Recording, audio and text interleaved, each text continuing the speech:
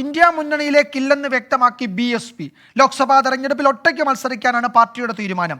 India മുന്നണിയുമായോ എൻ.ഡി.എയുമായോ സഹകരിക്കില്ലെന്ന് ബി.എസ്.പി. അധ്യക്ഷ മായാവതി പറഞ്ഞു. തെരഞ്ഞെടുപ്പിന് ശേഷം സഖ്യസാധ്യത തേടുമെന്ന് മായാവതി വ്യക്തമാക്കി.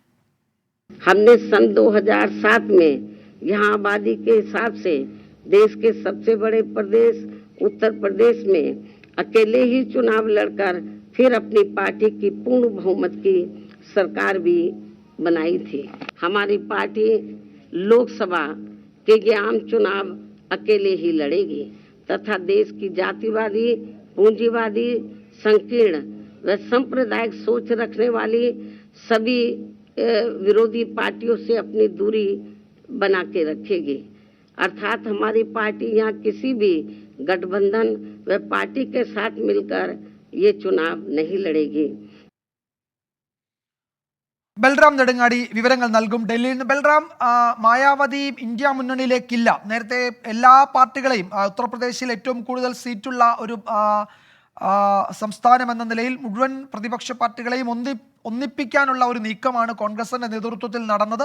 മായാവതി അതിലേക്കില്ല, ഒറ്റയ്ക്ക് മത്സരിക്കാനുള്ള തീരുമാനം അവർ പ്രഖ്യാപിക്കുന്നു. കുറേ കാലങ്ങൾക്ക് ശേഷമാണ് മായാവതി ഒരു പൊതുവേദിയിൽ അവരുടെ രാഷ്ട്രീയ നിലപാട് വിശദീകരിക്കാൻ എത്തുന്നത് തന്നെ. അത് തന്നെ പ്രധാനപ്പെട്ടതാണ്. എന്തൊക്കെയാണ് മറ്റു വിവരങ്ങൾ? വിജയകുമാർ, മായാവതി ഇന്ത്യ സഖ്യ രൂപീകരണ ഘട്ടത്തിൽ തന്നെ വലിയ താല്പര്യം അതിനോട് കാണിച്ചിരുന്നില്ല. എന്നാൽ ഇടയ്ക്ക് ചില ഘട്ടങ്ങളിൽ മായാവതിയോ ബി.എസ്.പിയോ ഇന്ത്യ സഖ്യത്തിലേക്ക് എത്തിയേക്കും എന്ന തരത്തിലുള്ള റിപ്പോർട്ടുകൾ ഇന്ത്യ സഖ്യ നേതാക്കളുടെ ഭാഗത്തു നിന്നും ഉണ്ടായിരുന്നെങ്കിലും ഒടുവിൽ മായാവതി ഇപ്പോൾ നിലപാട് പ്രഖ്യാപിച്ചിരിക്കുകയാണ്. ഇന്ത്യ സഖ്യത്തിലേക്ക് താൻ ഇല്ല എന്ന് മായാവതി വ്യക്തമാക്കിയിരിക്കുന്നു. 2024 ലോക്സഭാ തിരഞ്ഞെടുപ്പിൽ ബി.എസ്.പി. ഒറ്റയ്ക്ക് തന്നെ മത്സരിക്കാനാണ് തീരുമാനം.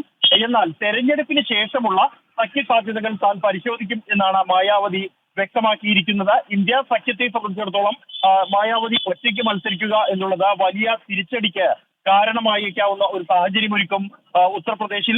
കാരണം സംസ്ഥാനത്ത് ശക്തമായ ഒരു പാർട്ടി തന്നെയാണ് മായാവതിയുടെ ബി.എസ്.പി. എന്നുള്ളത്. ബ്രാഹ്മണ ദളിത് വോട്ടുകളെ ഒരുപോലെ ഏകോപിപ്പിക്കാൻ കഴിയുന്ന ഒരു പാർട്ടി.